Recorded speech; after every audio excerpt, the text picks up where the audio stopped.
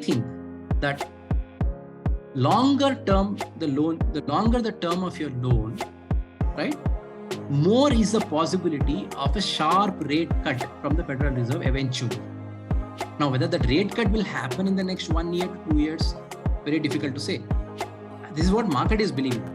So if you have a 2-year exposure or 2-year loan, well, this is the scenario. So whether you hedge or not hedge, in the next 2 years, the 2-year hedging rates factor in this particular way of market thought process, that up to by 2023 November, 4.4%, and after that it will come down, right? This is already built into the rates. But let's say you have a 5-year or a 10-year loan. There you have a choice. In the sense, our view is that markets are still, while the timing of rate cut might be a bit aggressive next year itself or whatever, but eventually the long-term rates will be lower than even these levels, because the Federal Reserve is doing such an aggressive rate hikes that the kind of potential market panic event which can happen in the next few years is going to be so much that they'll be again forced to bring back the rates to zero. That is our thought process. If right now not possible, but maybe in the next 2, 3, 4 years, yes, that zero rate is also possible. But markets are still keeping those rates around 2.9% max. So longer term loans, potentially, this is our view, is better to hold on and not hedge and take the short term pain a bit more. And because anyway, if you hedge or not hedge, your cost is going to be around 3.5% anyway. It's not going to change. 3.95 to 4% is your cost. If you don't hedge, your SOFR will keep on increasing, and your eventually on an average, the cost will be similar. If you hedge from right away, you have to pay that 4% cost. So, but long term, you have a choice. Should I hedge or not hedge? And therefore, in this context, we say, instead of doing a simple hedging by freezing the cost, things like cap, floor, options on SOFR are very, very good and attractive. So this is the table of various costs that you are going to see when you go into the market and hedge. Now, this is a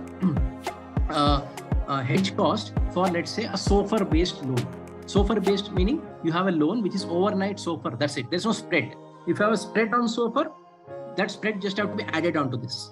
We have taken this table on a SOFR-based loan. It is overnight SOFR compounded plus 0%. If you have a spread, you just add that spread on these numbers. You will get your actual loan hedging cost. Now, this is the IRS. IRS is the interest rate swap. Interest rate swap will fix your cost at this level. So if you have a 1-year loan and you want to hedge the SOFR's risk in the next 1 year, 4.16%, right? Why? Because market is saying in the next 1 year, Fed is going to take the rate to all the way to 4.4% from 2.2. On an average, 4% will definitely be the cost, 4.1%. Then for 2 years, it is 3.94. That means market is saying that from 1 year onwards, there is a potential for rate cut and rates coming down. So on an average, the 2-year hedge cost is 3.94 and so on, 3 year, 5 year. So even a 10 year, it is showing 3.18%. So if you have a long-term loan, you should ask yourself this question, 3.18, am I willing to pay 3.18%? When potentially tomorrow, there's no guarantee that Federal Reserve can even maintain 2%, 2.5% for such a long term. Right? Because if there's a massive recession and a global panic event, which can happen, then the Fed will potentially bring the rates back to zero. That's possibility, right? So this long term, I would say, is where the opportunity is in not hedge. Short term, we're indifferent. Hedge or no hedge, your cost is going to be the same.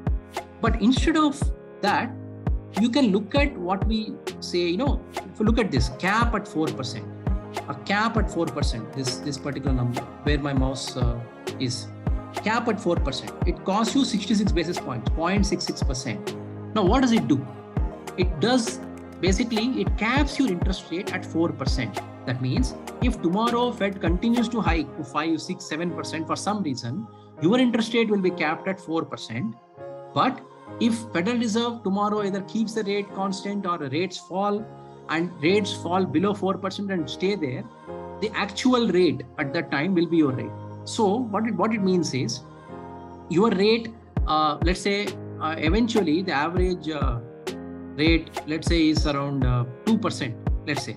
That interest payment 2% period, your actual cost will be 2%, plus of course you have paid 66 basis points of cost. So your rate cost will be 2.66%.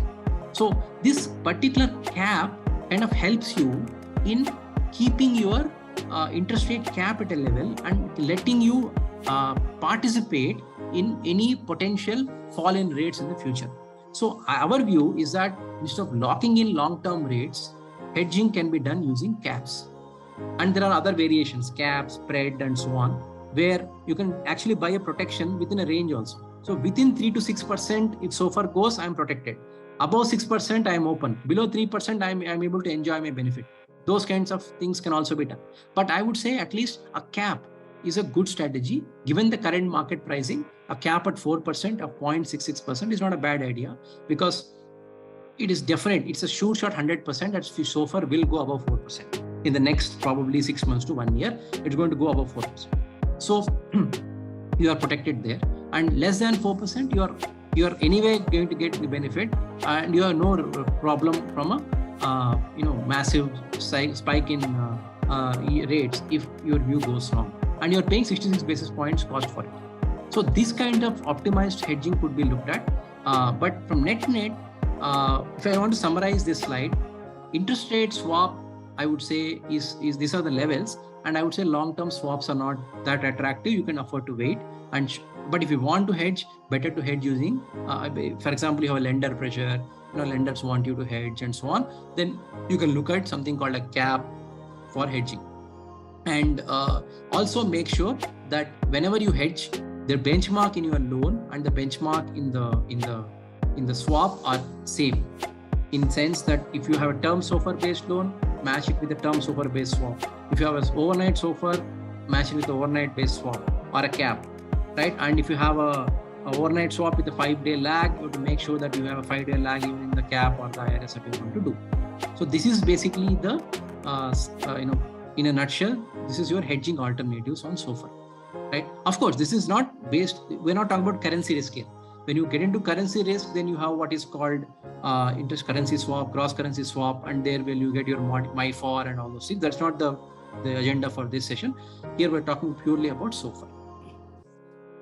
I'd like to add that there are many structures available to manage SOFR.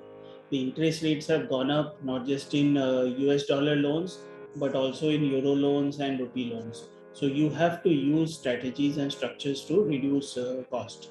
So that is one. And second, it is very important that you get the right price. It should not happen that the price is 60 basis point and the bank is taking 80 basis point from you. So that makes it very difficult.